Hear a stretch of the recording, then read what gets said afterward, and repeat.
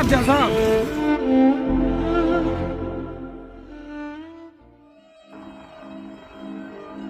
افغانستان ملي پارک یعنی نورستان هغه ځای چې داخلي او خارجي سیلانیان یې د نندارې لیواله وو. پرون د دغه ولایت پارون رنګین بازار د سیلاب خړو اوبو لاهو کړ او درانه ځاني او مالي زیانونه یې رامنځته کړل.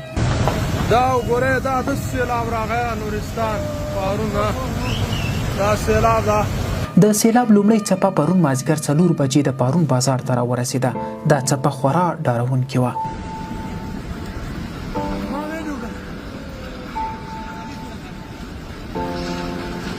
د لومړۍ څپې د کمیدو سره د نورستان ښاروال، د لومړۍ کنډک قومندان، شپږ ساتونکي او لسګونه هیوادوال د مرستې لپاره د پارون بازار ته ښکته شول تر څو خلک وژغوري، خو خبر نه و چې دوی به هم د سیلاب د دوهمې څپې قرباني کیږي.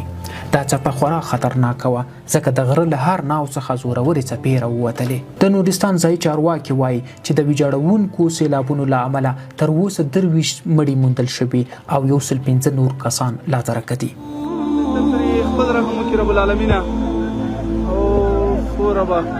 د نورستان د والي ویان فریدون سمیم وایي چې دغه طبیعي پیښې خلکو ته شاوخوا 35 میلیونه ډالر مالي زیان اړولی دی. تر ټولو ډیره دردونکې شیبه هغه وه چې یو کوچنی ماشوم د خپلو 2 خویندو د تلاش لپاره په سیمه کې یوې خوا بلې خوا ته منډې وهلې، خو اخر ناهیلی د خپل کور نړېدلو دیوالونو ته ودرېد او تصویر یې په ټولنیزو پاڼو کې د ډیرو افغانانو زړونه مات کړل.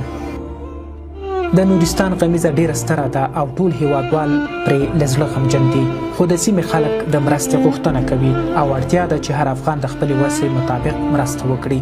د مرستو لړۍ پیل شوې او ډیر ژر به د نورستان درنو ولسونو ته ورسي.